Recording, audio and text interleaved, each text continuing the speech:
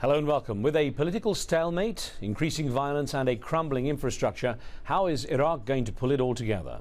There's talk of civil war in the wake of the US troop pullout as tensions rise after 7 years of occupation.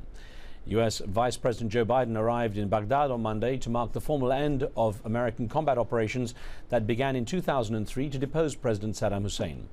But the US is leaving a country that is far from stable. Years of aggressive conflict have taken their toll on Iraq's infrastructure and economy, with little sign of recovery. And an increase in attacks over the past 2 months is raising doubts about the ability of Iraqi security forces to take charge. Adding to those fears is a festering political stalemate that's continued around half a year after parliamentary elections were held. So today we ask, how will Iraq negotiate its rocky road to political and sectarian reconciliation, and what lessons has the US learned from its occupation? Remember, you can contact us via SMS or emails on the show. Well, later in the program, we'll speak with the US Deputy Assistant Secretary of State for Iraq, Michael Corbin, about the new US role in Iraq, including Operation New Dawn. But first to Baghdad, where we're joined by the Iraqi Vice President Adil Abdul-Mahdi. He's also a member of the Shia Party, the Supreme Islamic Iraqi Council. Dr. Abdul-Mahdi, welcome to the show. Sir, there are reports that a compromise has been reached, a political compromise, where Prime Minister Nouri al-Maliki will be out of the picture, will lose power, and that there will be some kind of power sharing between yourself and the other Vice President, Tariq al-Hashimi. What can you tell us about this? How will this work? Well, no one will be out of the picture. Whatever we will do should be inclusive. All the 4 lists should have a power sharing, correct power sharing. Negotiations are taking place between all lists, between the 4 lists: state of law, the INA, Iraqiyya, and the Kurds. All such issues, all such talking are still rumors.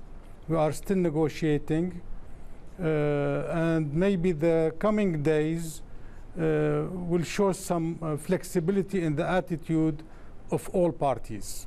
What do you need to fix now for a government to be formed? You said in the coming days there will maybe be some compromise. What do you think needs to be fixed? Where does the compromise have to happen? Well, I think negotiations between state of law and Iraqiyya reached its peak. So both sides are coming to the INA to reach a compromise. I think the INA will present its candidate maybe tomorrow or the day after tomorrow. So we will have a more clear picture than before how to do things. Before it was bilateral between state of law and Iraqiyya, and the others were waiting. Now we have a better momentum. All parties are participating in negotiations, and we will try to reach an agreement on the Prime Minister and on the other presidencies. Is there a clear date by which time you will make a decision? Can you give us any idea of how long it will take before there is an announcement? Well, yes, it depends on the momentum that we will see within the coming days. If we have good momentum, then maybe we can reach things faster than before. If more problems will appear, then it will take more time. I believe we will have a good momentum now. Now everyone is exhausted. Everyone knew what is possible, what is not possible, what is achievable, what is not achievable. So people are much more practical now than before. There are no high requests or demands. People are more realistic. That's why I believe that maybe we can come to an agreement faster than before. US Vice President Joe Biden is visiting Iraq right now. And I wonder if there has been any reason for his visit, or any help from his visit. Has he helped the political situation, U.S. Vice President? Yes, I saw Vice President Biden this afternoon. We had a very good discussion together, and he was very helpful. He confirmed that his country is standing at the same distance from all candidates, and they are only trying to help by presenting ideas, and they will be happy to cooperate with any candidate that the parliament can vote. Although America is not very keen on Muqtada al-Sadr and his supporters being involved in the government, what will happen if Muqtada al-Sadr's people are left out?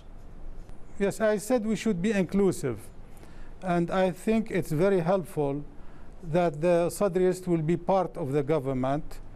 I already saw 2 days ago Sayyid Muqtada al-Sadr, and we agreed that we have to build a state of law, a state according to the constitution, and that we have to work much better on services and on economical issues, and we have to bring the security issue, to improve the security issue much better than it is today.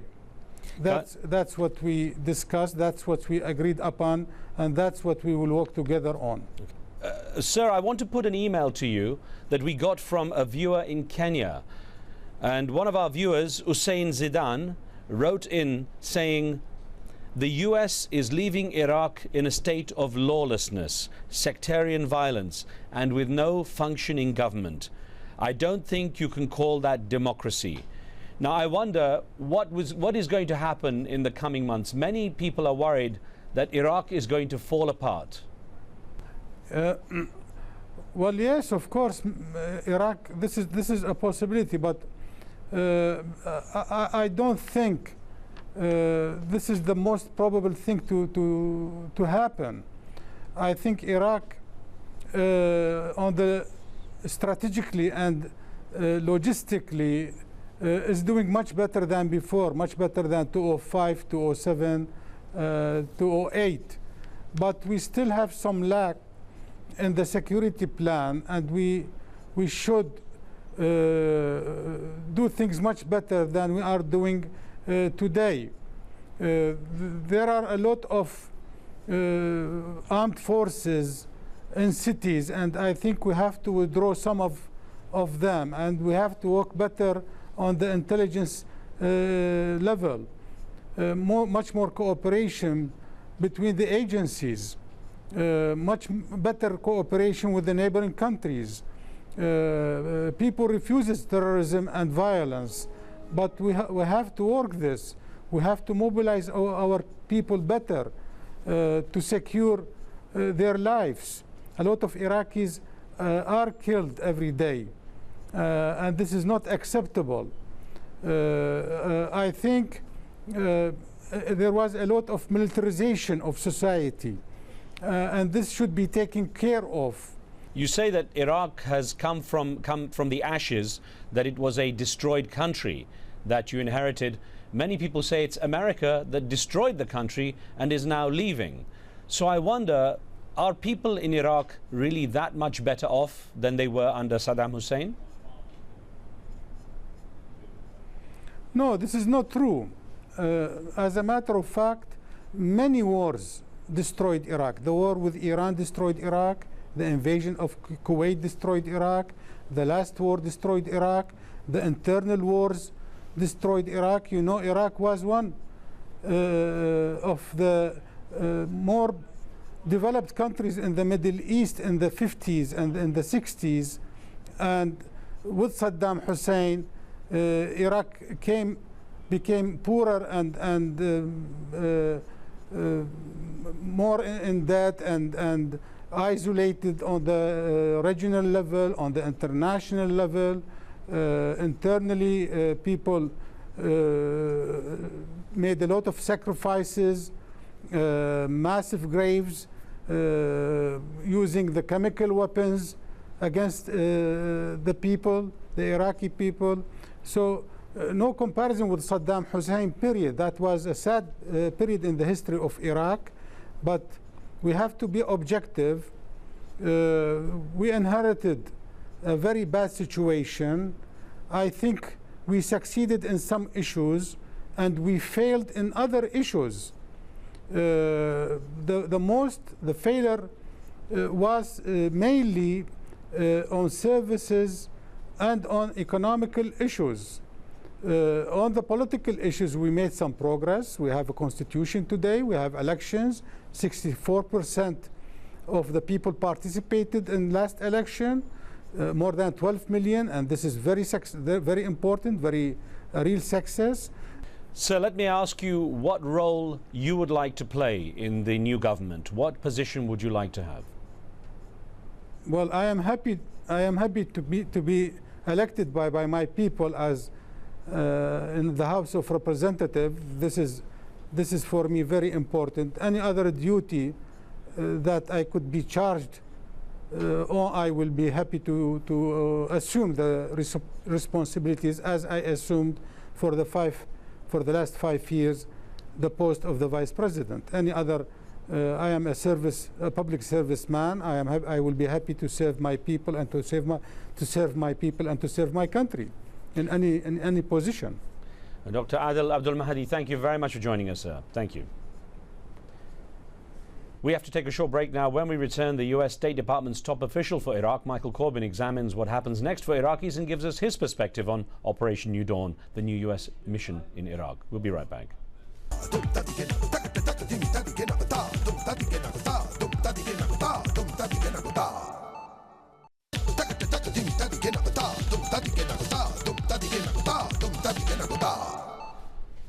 Welcome back. The combat mission may have just ended, but around 50,000 American troops will remain in Iraq until the end of 2011. What part are they playing in the US's new role there? Well, joining me now from the US State Department is Michael Corbin, the Deputy Assistant Secretary of State for Iraq in the Bureau of Near Eastern Affairs.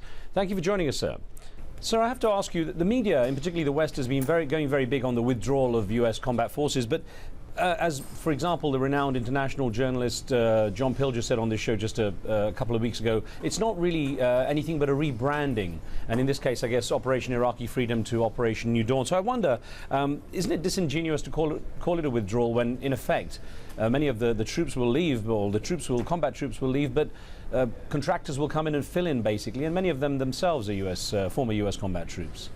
Well, actually, it's more than a rebranding, because it's very important for us at the State Department to lead the civilian agencies who have been involved in Iraq as we partner with the Iraqis in building a relationship that's not based on security only, but it's based on the other areas of traditional diplomatic cooperation. This transition has been going on, but it continues to go on so that there's a larger civilian role. And basically the State Department is very cognizant of the enormous sacrifice that's been made by the US military and others in Iraq over the last 7 years. And we are going to work to build a long-lasting partnership with Iraq in the other areas that we have with our friends in the region and around the world. Well, in 2003, of course, President George W. Bush said mission accomplished when it came to Iraq. Of course, everyone looks back on that and sees how misguided that was. What danger is there that this withdrawal and the sort of end of mission feeling of this is also maybe perhaps equally a reincarnation of that misguided approach? Well, this is about, for us at the State Department, this is about building this partnership. And we have some tools. We have the Strategic Framework Agreement, which is supported by many, many Iraqis, as building a partnership, as helping bringing Iraq back into the community of nations to be a positive force. We're supporting the Iraqis who have enabled us to be able to have this partnership because they've had successes, such as the elections, such as rebuilding their relations with the Arab world and with the rest of the world. We see an opportunity for the civilian agencies to expand this relationship beyond the security and onto the other areas, although violence will continue. But sir, of course, as the combat troops leave, the US is leaving hundreds of billions of dollars worth, hundreds of millions of dollars worth of projects unfinished, and there are reports that up to $5 billion of US taxpayers' money has been sort of pretty much squandered on projects that just haven't been finished. I think those figures can certainly be discussed, but I think the important thing is that we are not withdrawing from Iraq. We're building a partnership. We have had a lot of cooperation with the Iraqis, and we continue to have cooperation. We're transforming our relationship from one of reconstruction and rebuilding to one of partnership in the technical areas, in working with the Iraqis on their economy, on education, on agriculture. If we can help the Iraqis to create jobs for their population, then the likelihood of violence, the likelihood of terrorism will go down dramatically. Because right now the security aspect is the dominant issue, and a lot of people are worried about the readiness of Iraqi forces to take over their own security. In fact, their own people are saying that it's something that's not going to happen for another 10 years. If things go crazy, is the US willing to go back in if requested? Well, I think that's a hypothetical, and what we're really focused on is the enormous progress that the Iraqi security forces have made. You'll recall that in June of 2009, the Iraqis took over security for all their securities and towns. The U.S. military moved out. That was the first major date in the security agreement. The Iraqi security forces have increased their capabilities. The terrorists have not been able to launch as many attacks, but they certainly have used this August 31st date to try and do as much as possible. But they haven't been successful in the past in their attacks, whether on economic infrastructure or on the U.S. forces or on Iraqi security forces or on innocent civilians. We do not see the terrorists being able to shake the Iraqi state or bring back the terrifying ethno-sectarian warfare that we saw in 2006. Now, sir, you may not be willing to obviously speculate on a hypothetical situation such as going back, but what do you expect to happen in the coming months when it comes to the conditions in Iraq? Well, we see a political process going on where all the political leaders are talking about a representative, inclusive government.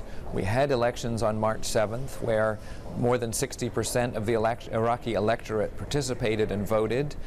The new Council of Representatives has expanded to 325 members who are eager to get to work. We believe a government will be formed and that the Iraqis will use politics to address their problems, not violence. And that's the difference from the past. The Iraqis see that there's a process that if they participate in, there will be returns and they will have a future in Iraq that will be brighter. Of course, it's looking pretty grim at the moment with 6 months and no political solution. What do you make of the recent escalation in violence, sir?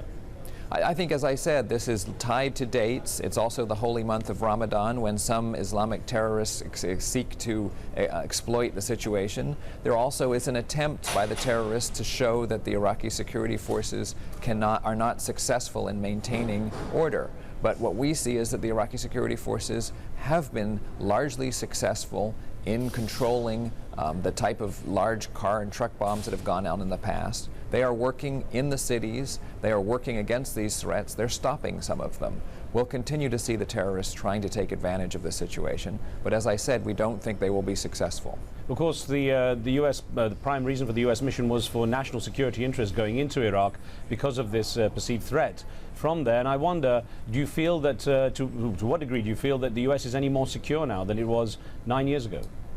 Well, what we see is a partnership with an Iraq that is trying to return to its prominence in the region in the 1950s and 1960s, when Iraq was a constructive force. It had some of the best universities, some of the best educational and health system in the Middle East. It had irrigated agriculture. Iraq was a positive force, and Iraq wants to return to that role, and we believe it's a dangerous neighborhood. There certainly is the potential for violence, but an Iraq with a developing economy, at peace inside its borders and at peace with its neighbors is a positive feature for the whole region and for the world. But isn't the U.S. National security interest worse off now than it was 9 years ago, sir, when many Iraqis are saying that the U.S. came in and basically broke our country? Well, the historians are going to have to determine the history of the record. What I've seen is the enormous accomplishments that the Iraqis have made in their country. Having elections on open lists, having a change of government, establishing ministries that are providing services, working with their neighbors, dealing with internal threats, and working in cooperation with other countries to develop their economy. We see progress now in Iraq, and we see that the future will be difficult. It will be difficult. There are many challenges, but we think the Iraqis are on a path to rebuild their country as a positive force in the region. But of course, doing a cold and hard before and after look, it's a much worse situation when it comes to infrastructure, when it comes to lack of water, electricity and basic services. Do you genuinely believe that Iraqis are better off now than they were under Saddam Hussein? I'm not saying that, but what I'm saying is that Saddam Hussein exploited many areas of his country for his clique's personal gain. And during the height of sanctions, of course, he completely controlled the economy to the detriment of most of Iraq.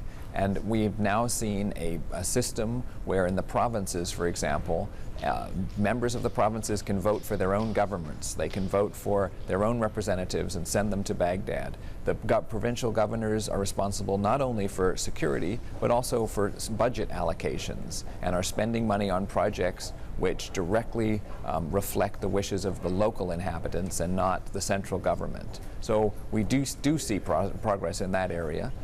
There's many challenges on the road ahead, but we see an Iraq that is rebuilding, that has the tools to be able to be a positive force in the region.